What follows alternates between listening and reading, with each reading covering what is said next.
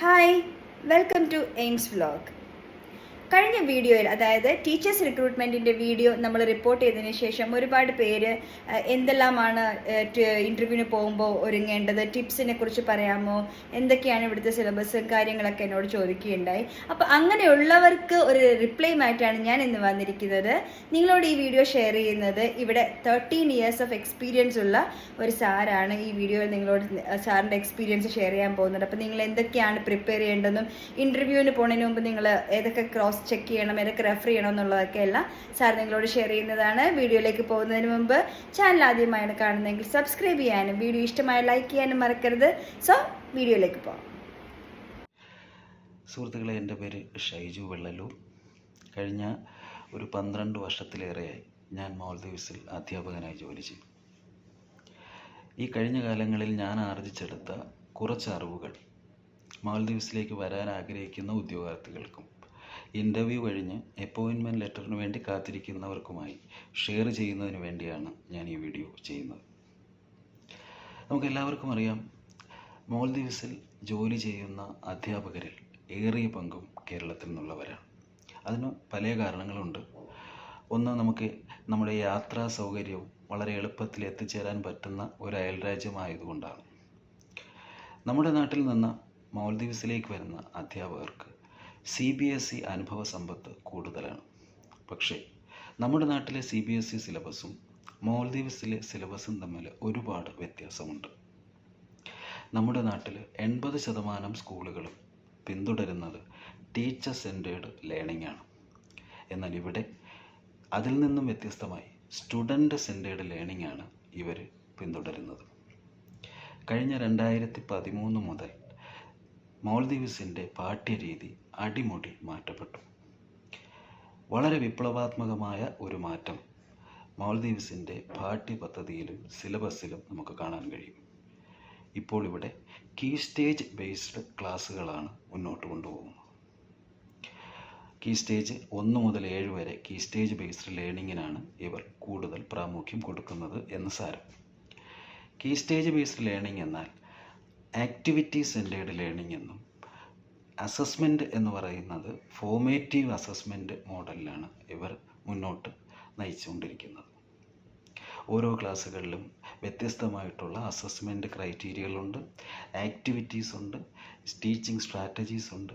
അപ്പോൾ എനിക്ക് പറയാനുള്ളത്, ഇങ്ങോട്ട് വരാൻ ആഗ്രഹിക്കുന്നവരും ഇങ്ങോട്ട് വരാനായി അപ്പോയിൻമെൻറ്റ് ലെറ്ററിന് വേണ്ടി കാത്തിരിക്കുന്നവരും നിർബന്ധമായും ചെയ്യേണ്ടത് ഗൂഗിളിൽ പോയി NIE Maldives, national institute of education Maldives എന്ന് ടൈപ്പ് ചെയ്യുമ്പോൾ നിങ്ങൾക്ക് മാൽദീവ്സിൻ്റെ ഇപ്പോഴത്തെ പാഠ്യപദ്ധതിയെക്കുറിച്ചും ടീച്ചിങ്ങും ലേണിംഗ് സ്ട്രാറ്റജിയെക്കുറിച്ചും ആക്ടിവിറ്റീസിനെ കുറിച്ചും റിസോഴ്സസിനെ കുറിച്ചുമുള്ള വിശദമായ വിവരങ്ങൾ ലഭ്യമാവും.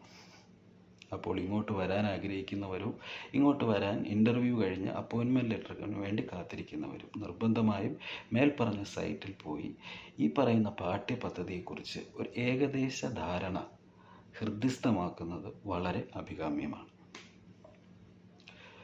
രണ്ടാമതായി, നമുക്കറിയാം, നമ്മളിപ്പോൾ ജീവിക്കുന്നത് വിവര സാങ്കേതിക വിദ്യയുടെ ലോകത്താണ്. നമ്മുടെ നാട്ടിൽ ഇപ്പോൾ സ്മാർട്ട് ക്ലാസ് റൂമുകളും സ്മാർട്ട് സ്കൂളുകളും ഒക്കെ വന്നുകൊണ്ടിരിക്കുന്നതേ ഉള്ളൂ. പക്ഷേ ഇവിടെ 2013 മുതൽ എല്ലാ ക്ലാസ്സുകളും സ്മാർട്ട് ക്ലാസ് റൂമുകളാണ്, മൾട്ടിമീഡിയ ക്ലാസ് റൂമുകളാണ്. അതുകൊണ്ട് തന്നെ ഇങ്ങോട്ട് വരുന്ന ഉദ്യോഗാർത്ഥികൾക്ക് കമ്പ്യൂട്ടർ പരിജ്ഞാനം എന്ന് പറയുന്നത് വളരെ അത്യന്താപേക്ഷിതമാണ്. അതിനായി നിങ്ങൾ ചെയ്യേണ്ടത് മൈക്രോസോഫ്റ്റ് ആയാലും ഗൂഗിൾ ടൂൾസിലായാലും ഒരു ബേസിക് പരിജ്ഞാനം നിങ്ങൾ സ്വായത്തമാക്കേണ്ട. ഗൂഗിൾ ടൂൾസും വേർഡ്, എക്സൽ, പവർ പോയിൻ്റ് എന്നുള്ള എല്ലാ ടൂൾസിലും നിങ്ങൾ ഒരു ബേസിക് ആയിട്ടുള്ളൊരു പരിജ്ഞാനം നിങ്ങൾ ഇവിടെ വരുന്നതിന് മുമ്പായി സ്വായത്തമാക്കിയിരിക്കണം. അതോടൊപ്പം തന്നെ ഇവിടെ വരുമ്പോൾ നിങ്ങളുടെ കയ്യിൽ ഒരു ലാപ്ടോപ്പ് കൈവശം വയ്ക്കുന്നത് വളരെ നല്ലതാണ്. മൂന്നാമതായി പറയാനുള്ളത് നമ്മുടെ 8, 9, 10 അതായത് സെക്കൻഡറി ഗ്രേഡ്സിനെ കുറിച്ചിട്ടാണ്. നമുക്കറിയാം, ഇവിടുത്തെ സെക്കൻഡറി ഗ്രേഡ്സ് ഫോളോ ചെയ്യുന്നത് IGCSE, international general certificate four secondary education എന്ന കേംബ്രിഡ്ജ് കോഴ്സാണ് ഫോളോ ചെയ്യുന്നത്. കേംബ്രിഡ്ജ് സിലബസാണ് ഫോളോ ചെയ്യുന്നത്.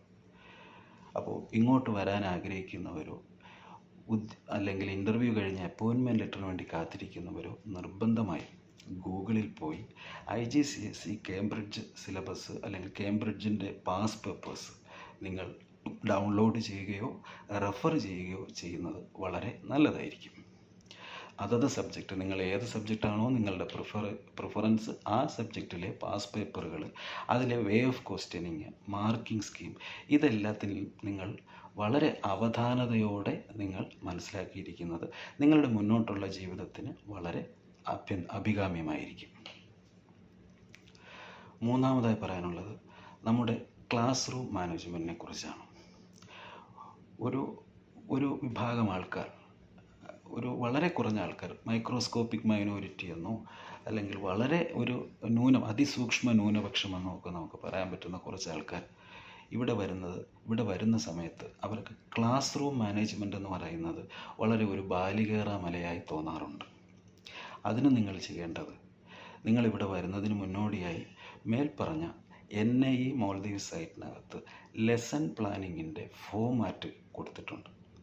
അപ്പോൾ അതിനകത്ത് പോയി ലെസൺ എങ്ങനെയാണ് പ്ലാൻ ചെയ്യേണ്ടത്, ഒരു ക്ലാസ്സിൽ ഏതൊക്കെ ആക്ടിവിറ്റീസ് നമുക്ക് കൊടുക്കാൻ കഴിയും, കുട്ടികളെ എങ്ങനെ മാനേജ് ചെയ്യാൻ കഴിയും എന്നതിനെക്കുറിച്ചെല്ലാമുള്ള വിശദ വിവരങ്ങൾ ലെസൺ പ്ലാനിൻ്റെ ഒരു മോഡൽ ഉൾപ്പെടെ നമ്മൾ ഈ മേൽപ്പറഞ്ഞ NIE സിലബസിനകത്ത് ഉണ്ട്. അതുകൊണ്ട് ഇങ്ങോട്ട് വരുന്നതിന് മുന്നോടിയായി മേൽപ്പറഞ്ഞ NIE സിലബസും നിങ്ങൾ നല്ല രീതിയിൽ തികഞ്ഞ അവധാനതയോടെ മനസ്സിലാക്കിയിരിക്കുന്നത് നിങ്ങളുടെ ഭാവി ജീവിതത്തിൽ അഭികാമ്യമാണ്. ഇത്രയുമാണ് എനിക്ക് പുതിയ വരുന്ന ഉദ്യോഗാർത്ഥികളോടായി പറയാനുള്ളത്.